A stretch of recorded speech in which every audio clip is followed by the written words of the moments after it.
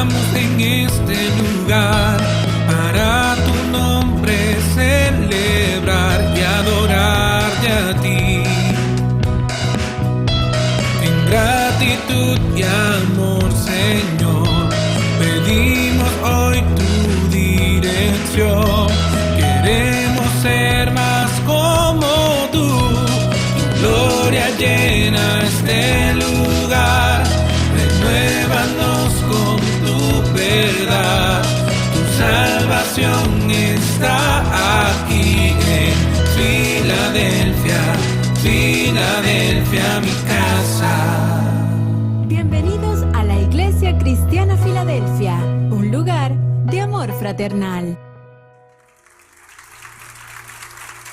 Muy buenos días.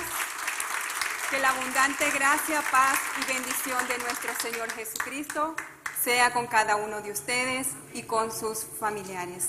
Estoy muy contenta y agradecida con Dios y con nuestro pastor principal, el pastor Ender Vargas, por la invitación y la oportunidad que me brinda de poder estar en esta hermosa mañana con ustedes para traerles una reflexión bajo la guía del Espíritu Santo, bajo el marco de la celebración de la temática Prédicas y Ministraciones titulada Una fe inquebrantable. Por lo que durante todo el mes de marzo se ha considerado específicamente hablar de mujeres bíblicas.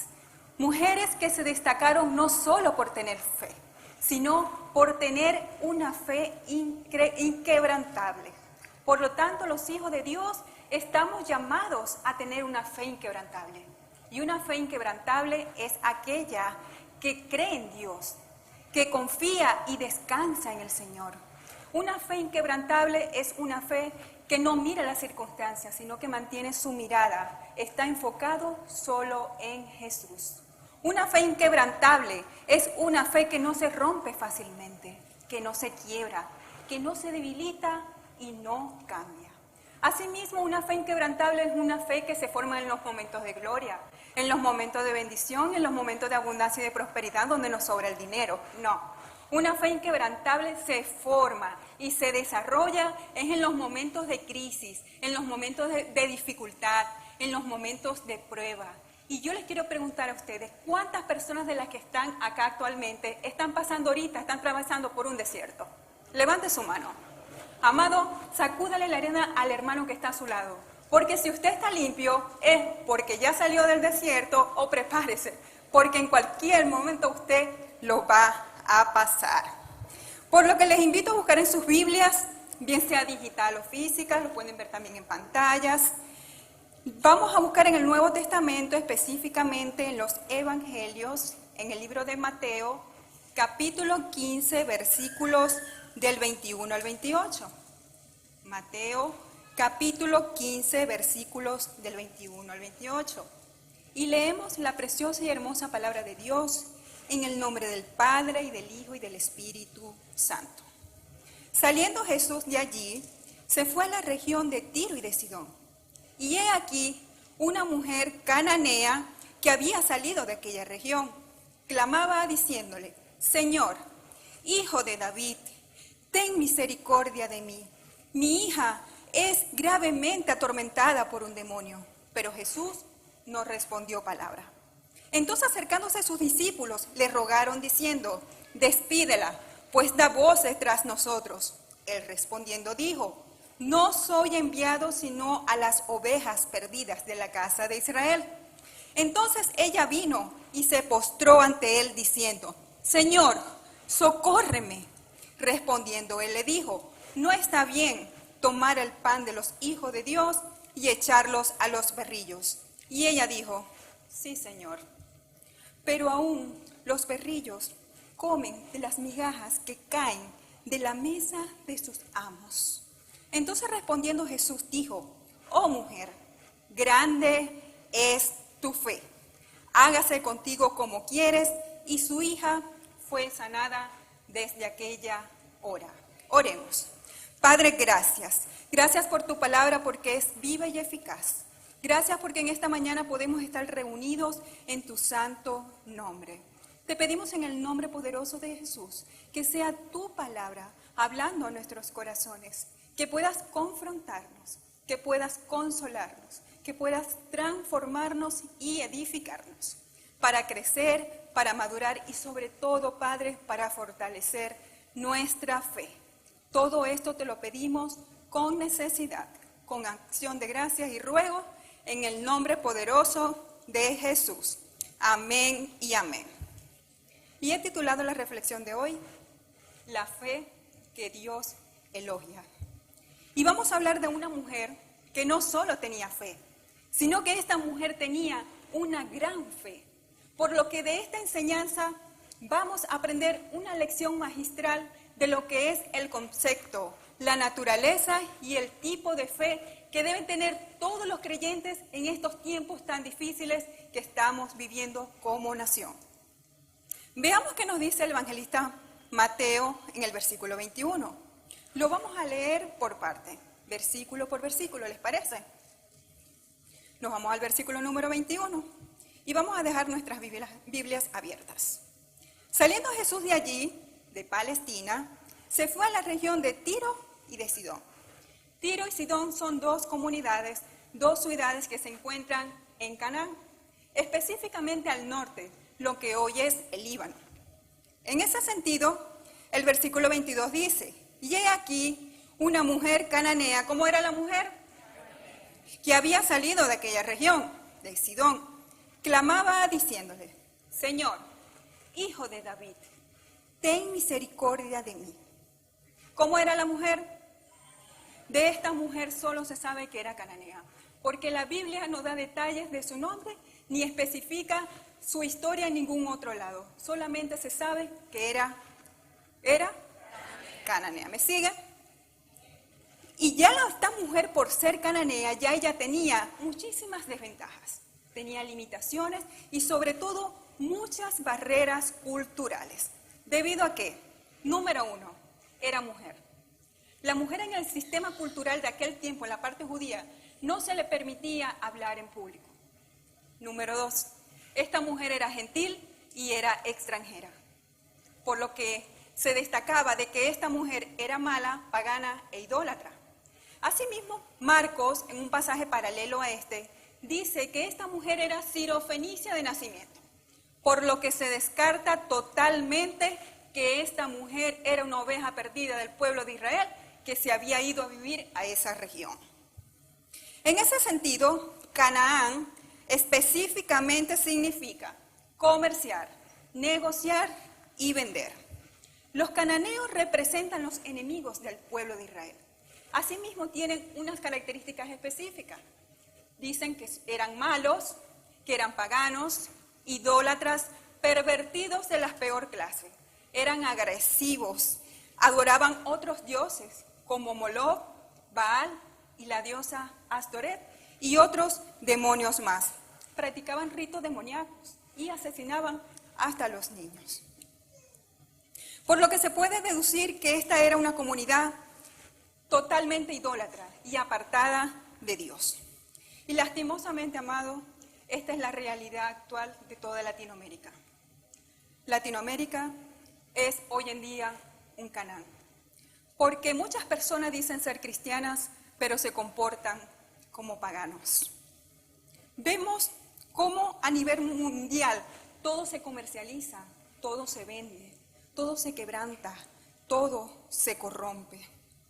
Por lo que podemos deducir, y con profunda tristeza lo podemos decir, que Venezuela también se ha convertido en una nueva Canaán. Porque en Venezuela se vende la justicia social, se vende la verdad, se vende la libertad y sobre todo se está vendiendo la fe. Vemos muchas iglesias paganas que se hacen llamar iglesias cristianas evangélicas, donde sus líderes se han apartado de la fe. Sus líderes se han apartado de la sana doctrina y de las Sagradas Escrituras por cumplir y defender sus intereses personales. Estas iglesias acostumbran a manipular los sentimientos y las emociones de las personas. Ellos lo que hacen es exigirle a su rebaño de que pacten con una cantidad considerable de dinero y su milagro les será hecho. Por otro lado tenemos que nosotros como creyentes, como hijos de Dios amado, tenemos que orar y clamar por nuestra iglesia. Nosotros tenemos que orar e interceder por nuestra nación, porque nuestra nación está siendo engañada. Nuestra nación, hay mucha mentira por parte del diablo, por lo que está sumergida a la práctica de ocultismo, de santería, de palería, de hechicería y sobre todo de satanismo.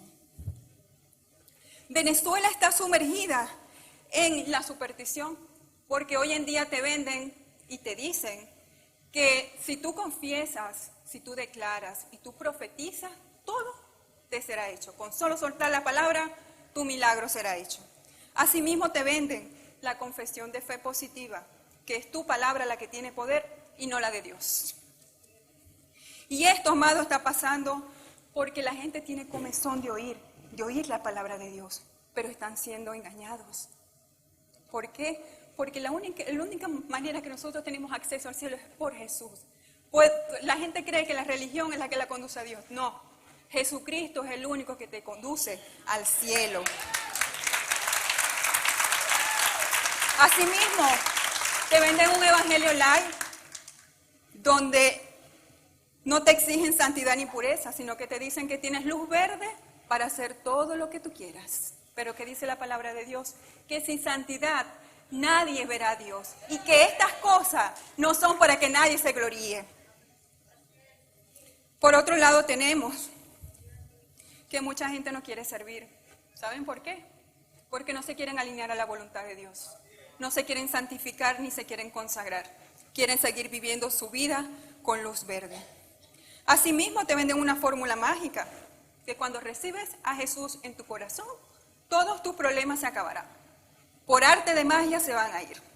¿Y saben qué? Venden un evangelio sin sufrimientos, un evangelio sin pruebas y un evangelio sin dolor.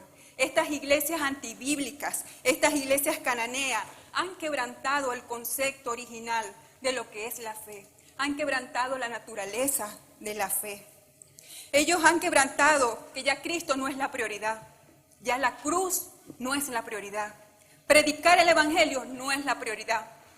Su prioridad es comercializar la fe, sacar dinero y motivar a las personas. Y no tienen ni siquiera un poquito de compasión y de amor por las almas. Este tipo de fe, amados, no es la fe que Dios elogia. Y si en esta mañana yo les vengo a hablar de la fe que Dios elogia, también les tengo que hablar de la fe que Dios no elogia. Porque esta fe ha sido una fe que ha sido adulterada, una fe que ha sido quebrantada, una fe que ha sido corrompida, una fe sin fundamento bíblico, una fe volátil que así como llega, se va. Una fe sin estabilidad, porque ese no es el diseño original de Dios. Jesús no vende la fe, Él la promueve. Ahora bien, continuamos con el pasaje. Esta mujer no solo sale al encuentro de Jesús, sino que sale clamando desesperada en su humanidad. Ella estaba desesperada. Esta mujer, amados, rompió el protocolo, porque esta mujer se la abalanzó a Jesús, y yo me imagino que ella tuvo que haber apartado a los discípulos. Y ella comenzó a gritar: Hijo de David, ten piedad, ten misericordia de mí. Y utiliza una palabra clave que impactó a todos los discípulos, porque esta mujer, que era extranjera, era cananea, utilizó una palabra que solamente los judíos tenían conocimiento. Ella dice: Hijo de David. Amados, yo creo que en este momento tuvo que haber pasado algo. Aquí hubo un rompimiento. Aquí se rompieron cadenas cuando esa mujer dijo Señor. Porque en el original griego, el término kurios significa amo, dueño y señor. Amo, dueño y señor. Esta mujer extranjera reconoció que Jesús era el Señor, que Jesús era su amo y que Él era el dueño del cielo, de la tierra y de la plenitud. Esta mujer, al verlo, reconoció que Él era el ungido de Israel, que Él era el Mesías del cual habían hablado tanto los profetas del Antiguo Testamento, que decía que Él vendría a salvar, a sanar y a libertar a todos los cautivos.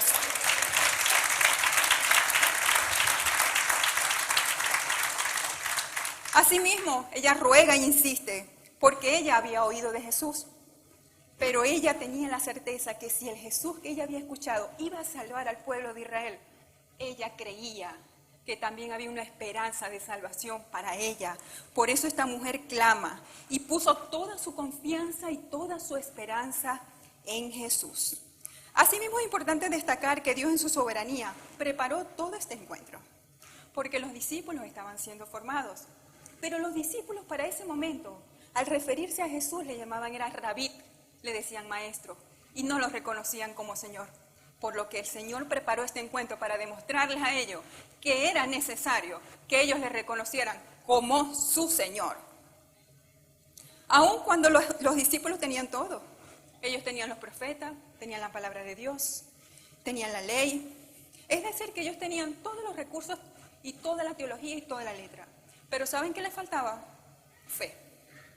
Y esta mujer que no tenía nada, solo tenía una gran fe, les dio una enseñanza y les dio una lección de vida de lo que es depender, descansar y creer en Dios. En ese sentido, Dios también desea que nosotros tengamos una fe vivencial y no una fe de mero conocimiento. Él quiere que nosotros tengamos una fe práctica. Y esa es la fe que Él elogia, una fe inquebrantable que nos acerca a Jesús en los momentos de necesidad, en los momentos de crisis, en los momentos más difíciles de nuestras vidas, cuando estamos pasando por el desierto. Tenemos que ir a ese encuentro de Jesús, tenemos que ir a sus pies y clamar y postrarnos ante su presencia. Así como también es importante destacar que esta mujer, en su humanidad, ella pedía misericordia, no solamente pedía misericordia para ella, pero también pedía liberación por su hija. ¿Y por qué esta mujer en este momento ya estaba pidiendo misericordia para ella si su hija era la que estaba endemoniada y no ella? Amados, porque esta mujer estaba cansada, esta mujer estaba cargada, a ella le dolía el alma de ver cómo su hija era atormentada por un demonio que era cruel. Y quizás qué actitudes podría tomar esa joven o esa niña, que esta mujer estaba tan desesperada en ver a su hija con ese quebrantamiento. Por otro lado, ella pide libertad para su hija. Yo me imagino que ella tuvo que haber agotado todos los recursos. Ella se dio cuenta que esos dioses a quien ella adoraba, a Baal, a Moló y a Astoret, le habían fallado esos dioses. Esta mujer ya sabía que en sus propias fuerzas no podía continuar, por lo que ella necesitaba una intervención divina de Jesús. Y es por ello que hoy en día les animo y los exhorto para que ustedes, amados, oren, intercedan, amados, porque Dios elogia al hombre y a la mujer de fe que se levanta de madrugada, que se levanta como atalaya, como vigilante, a orar y a interceder por sus hijos, por su matrimonio, por su familia, por la iglesia y por su nación. Esa es la fe que Dios elogia, el hombre y mujer que se levanta a orar y a interceder. Y sigamos con la historia en el versículo 23. Pero Jesús no le respondió palabra. Jesús simplemente se limitó a guardar silencio, no le responde, la ignora, no le contesta y ni siquiera la defiende. Por lo que este texto nos genera muchos signos de preguntas que, si no son bien interpretados, podemos ver a un Jesús que no es el Jesús que nosotros conocemos, ¿cierto? Porque el Jesús que nosotros conocemos es un Dios que es misericordioso, que es compasivo y que tiene amor por las almas. En ese sentido, aquí también se puede llegar a cuestionar la inmutabilidad de nuestro Señor, ya que se aprecia ahí a lejitos que vemos a un Jesús que es indiferente, a un Jesús que no tiene empatía, a un Jesús frío, porque no responde al clamor ni a la necesidad de esta mujer en su momento, cuando la palabra de Dios dice que venid a mí y todos los que están cargados y cansados, que yo los haré descansar. Entonces, ¿qué habrá pasado? ¿Será que Jesús se levantó de mal humor?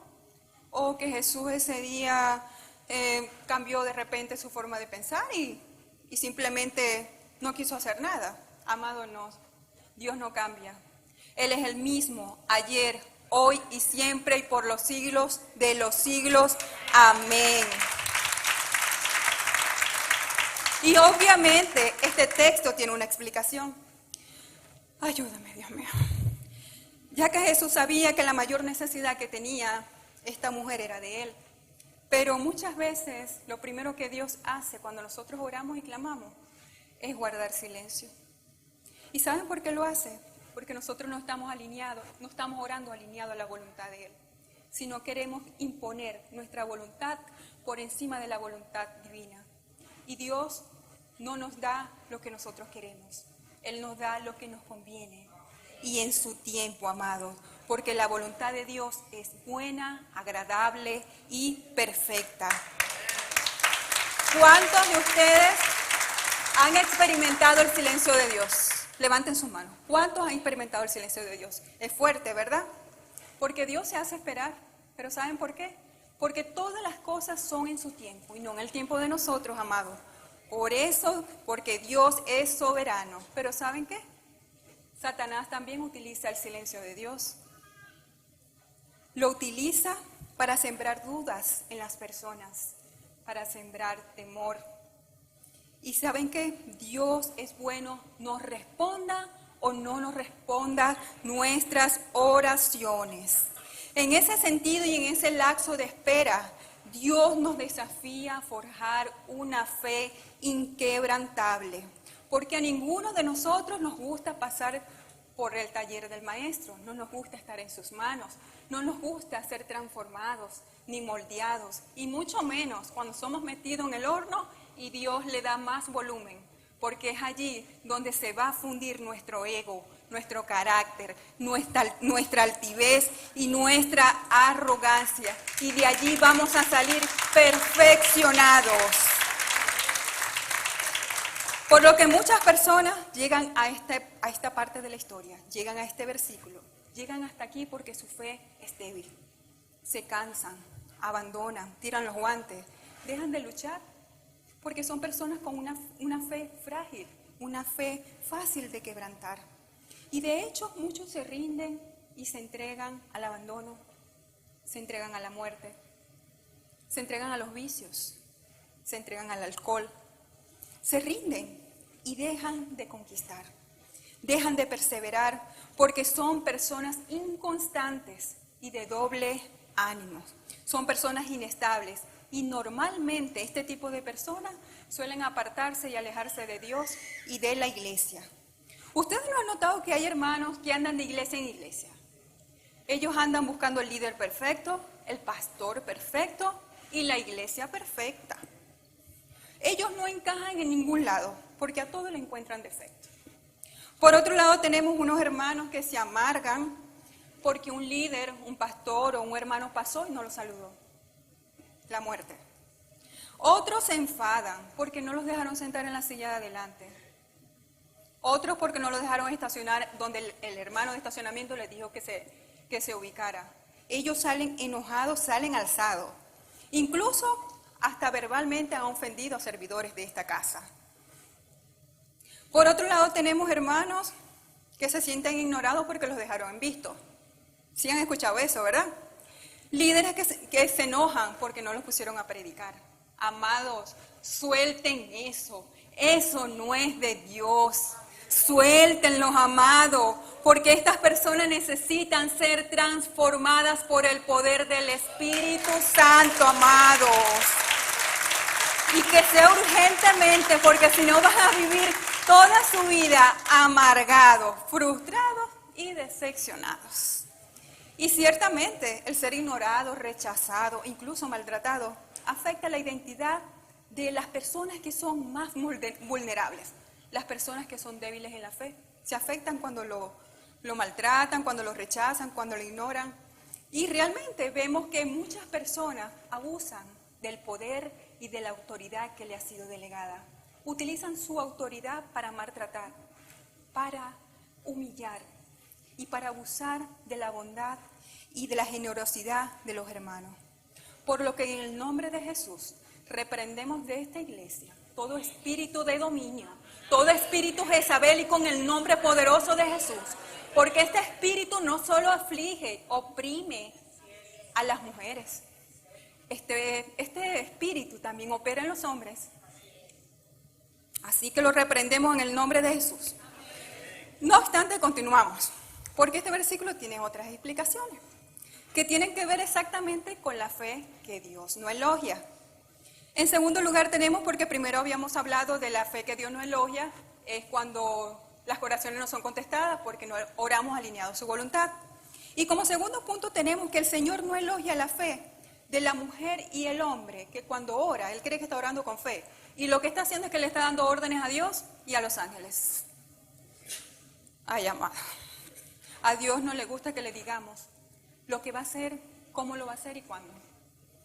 Y mucho menos que nos dirijamos a Él con altanería, con grosería, con arrogancia, con altivez, con soberbia. Recuerden que ni aún los demonios salen con gritos, porque los demonios salen cuando ven la autoridad de Dios y la autoridad del Espíritu Santo en el creyente. Cuando ve que esa persona está sometida a la palabra de Dios, está santificada y está consagrada. Nosotros a los demonios no los echamos fuera con gritos, no, Señor, ni yo. Imagínense las personas que se dirigen a Dios dándole órdenes, que envíe ángeles, que esto, que lo otro. Y a mí me parece tan irreverente que se dirigen a Dios de una manera tan altanera, que eso, amado, eso molesta, porque es Dios, es papá, es el Señor. O sea, tenemos que tener mucho cuidado con eso. Tercero, Dios tampoco elogia la fe cuando oramos con afán. Él puede que escuche nuestras oraciones, pero no las va a responder. Porque la palabra de Dios dice que por nada estemos afanosos, sino que sean conocidas nuestras peticiones delante de Dios en toda oración y ruego con acción de gracias. Y la paz de Dios, que sobrepasa todo entendimiento, guardará nuestros corazones y nuestros pensamientos en Cristo Jesús. Los incrédulos son los que piden las cosas con afán. Los hijos de Dios sabemos que las cosas que Él nos da, nos las da por añadidura, nos las da en su tiempo y no cuando nosotros queremos. En ese sentido, amado, podemos ver que Dios tampoco responde a nuestro clamor y a nuestro ruego, porque es el motivo de que muchas personas se aparten de Él y de la iglesia. Resulta ser que cuando reciben su bendición y reciben su milagro, no los vemos más. Se apartan de Dios, se alejan de la iglesia y se alejan de todo. La causa fue solamente haber recibido la bendición. No estaban preparados para recibir la bendición que Dios tenía para ellos. Ahora bien, este versículo tiene también mucho que ver con la actitud de los discípulos, ya que ellos le piden a Jesús que la despida, que despache a esta mujer, porque ella estaba gritando mucho, los tenía atormentados. Ella estaba desesperada, estaba afanada, ansiosa. Esta mujer estaba muy, muy mal por el motivo por el cual ella veía a su hija tan atormentada por un demonio. Pero Jesús, en su omnisciencia, Él sabía los pensamientos y el corazón de esta mujer. Pero también en su omnisciencia sabía el corazón cruel que tenían los discípulos, porque sus corazones aún estaban endurecidos. Ellos querían ver a esta mujer lejos, la querían fuera de ellos y fuera de la iglesia. ¿A cuántos de ustedes le ha pasado que hay gente que la quiere sacar de donde Dios la puso? ¿A cuántos? Hermanitos de la iglesia, hermanitos de sangre, familiares, amigos. Ellos quieren simplemente que tú abandones y te apartes de la fe, porque yo no sé qué les da, que ellos quieren que te ponen tentaciones para que tú, a ver si tú caes. Qué terrible. Por otro lado, también tenemos que estos hermanos quieren apagar tu fe, no quieren que tú perseveres ni te determines a alcanzar el milagro y la bendición y el propósito que tiene Dios contigo en su vida. Por lo que no debemos preocuparnos tampoco mucho por este tipo de personas, si las tenemos y las conocemos. Pero por quien tenemos que preocuparnos es por las personas que se nos presentan y se nos manifiestan con una máscara, que son dulces y son amables, y por detrás te dan la puñalada. De esas personas que tenemos que cuidarnos, Por eso tenemos que orar al Señor para que nos dé discernimiento, amado, y que Dios nos guarde de estas personas. Pero ¿saben qué? Están identificadas. Estas personas también son peligrosas porque en ese sentido ellos quieren aparentarte algo que realmente no son. Otro aspecto importante que destacar en este punto es que esta mujer, amado, no estaba buscando discípulos. Esta mujer no estaba buscando hombres.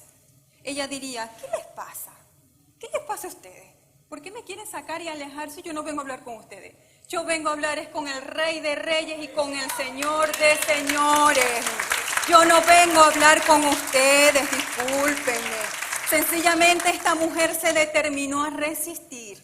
Esta mujer se determinó a ir y poner su mirada en Jesús. Y por eso Dios elogia a la mujer y al hombre que persevera. Dios elogia a la mujer y al hombre que se determina a derribar barreras, a derribar murallas y a derribar fortalezas en el nombre poderoso de Jesús. Dios elogia al hombre y a la mujer que se enfoca a poner su mirada en Él y no en la circunstancia. Y continuamos en el versículo 24. Jesús respondiendo dijo, no soy enviado sino a las ovejas perdidas de la casa de Israel. Entonces ella vino y se postró diciendo, Señor, socórrome.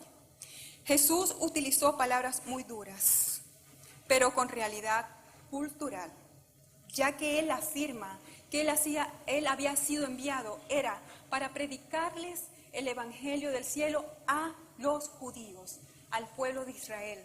Su ministerio estaba limitado solo para eso y que el tiempo de los gentiles todavía no había llegado. Por lo tanto, esta mujer al escuchar esto, y esta mujer que antes clamaba, pues ahora se postra de rodillas, pone su mirada al piso, sus manos en el suelo y hace un acto de adoración. Esta mujer se humilla ante el Señor. Y ella antes estaba desesperada, pero ahora ella llega con otra actitud, porque ella llega tranquila, ella llega calmada, ella llega con mucha humildad, ella llega sin afán y llega sin desespero, simplemente se humilla y se postra a los pies de Jesús.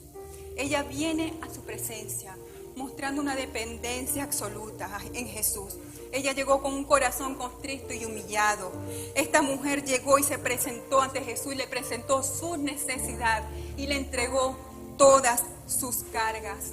Pero ¿por qué ahora esta mujer tiene otra actitud? Si antes gritaba y estaba desesperada, porque ella solamente había oído de Jesús. Pero cuando lo conoció, cuando lo vio, esa mujer fue inundada de paz. Esa mujer fue restaurada. Esa mujer fue transformada en la presencia de Jesús. Ahora bien, continuamos con el versículo número 26. Y dice, no está bien tomar el pan de los hijos y echarlos a los perrillos.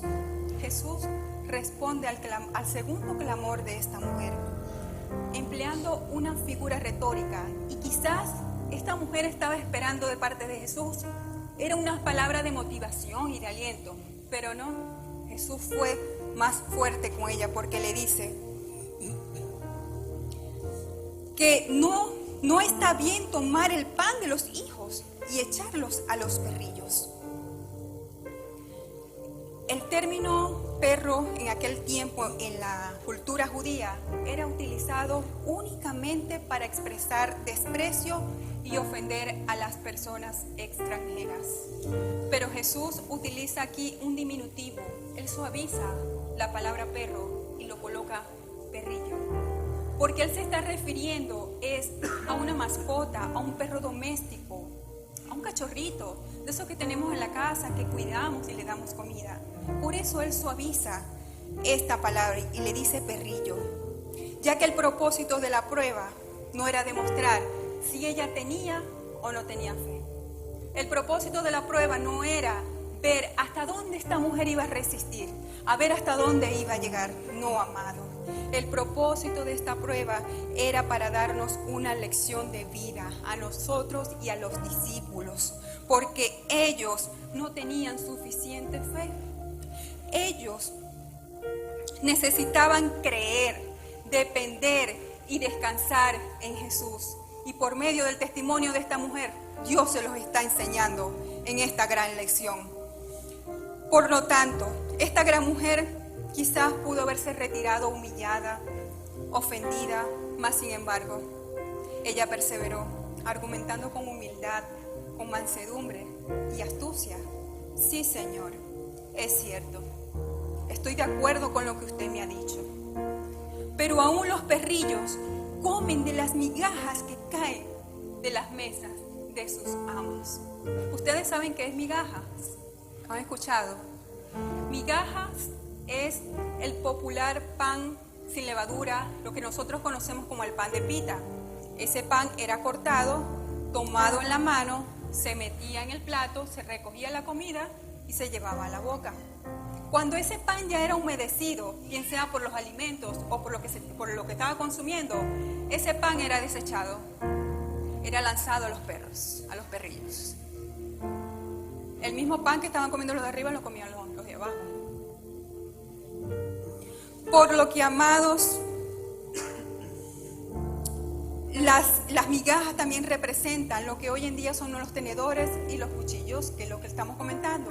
Pero también era utilizado el pan sin levadura para limpiarse las manos. Cuando terminaban de comer, ellos agarraban y desechaban el pan.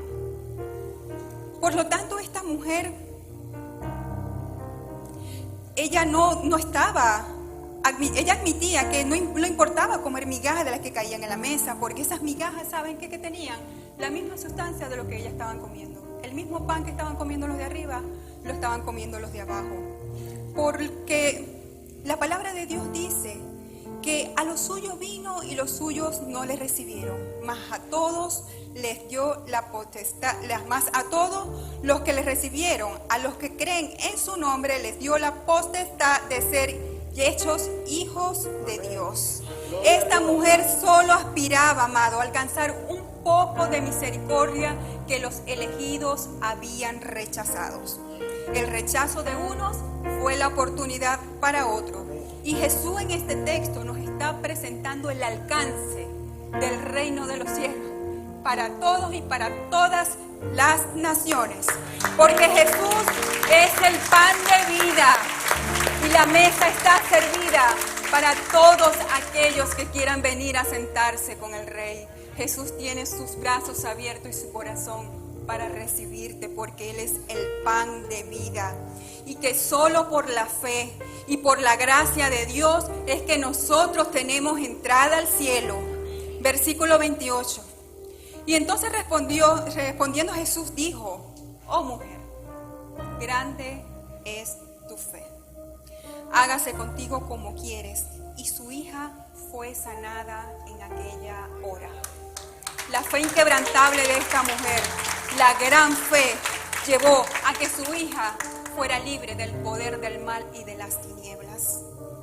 Puesto que esta mujer, amado, era una mujer, pero con una gran fe, como lo describe el mismo Jesús. Y la palabra de Dios tiene poder, amados, para traer sanidad, para traer libertad, para traer milagros en tu vida, en mi vida y en la vida de todos nuestros familiares. Y ya para concluir, en toda la Biblia Jesús solamente describe a dos personas como personas de gran fe. La primera de ellas es Centurión y la segunda es esta heroína de la fe, la mujer cananea. Es la segunda persona a la cual Jesús en el Nuevo Testamento se refiere a que tenía una gran fe. Y yo creo, amado, que los discípulos tuvieron que haberse sentido avergonzados con la gran fe de esta mujer, porque Jesús en varias ocasiones los exhorta y los reprende, porque les dice hombres de poca fe. No les está diciendo que no tienen ninguna fe, no, que tienen poca. Y era tan poca que no llegaba ni siquiera al tamaño de un grano de mostaza. Pedro miró la circunstancia, miró la tormenta y se hundió. ¿Saben por qué? Porque se acobardaban frente a los obstáculos y frente a las adversidades. Y Jesús los exhorta a ellos fuertemente y les da este ejemplo porque la fe que ellos tenían era una fe inadecuada. Y ellos necesitaban, amado, tener una fe suficiente, una fe inquebrantable, porque ellos iban a ser el fundamento de la iglesia. Ellos iban a ser los mártires, ellos iban a ser humillados y ellos iban a ser asesinados. Por lo que necesitaban, amados, tener una gran fe. Ellos necesitaban descansar, creer en Jesús como Señor, como amo y como Salvador. En ese sentido también era necesario dejarle una lección al mundo, dejarnos una lección a nosotros. No solo de cómo de persuadir a Dios, de cómo manipularlo, de cómo convencerlo, de que Él ceda nuestras oraciones. No, amado. El propósito era para darnos a todos una lección de vida, ya que la historia de la mujer cananea nos instruye para que comprendamos que el obtener milagros y ver en nuestras vidas los milagros de Dios y el propósito que Él tiene para cada uno de nosotros, los planes que Él tiene para ti y que tiene para mí, sean cumplidos según su voluntad. Por lo que, amados, esta historia nos deja una gran lección. Y implica, amados, que para ver las promesas de Dios cumplidas en nuestras vidas, debemos creer, debemos confiar y debemos descansar en Dios. Debemos ser perseverantes, debemos mantenernos firmes y resistir la prueba, amado.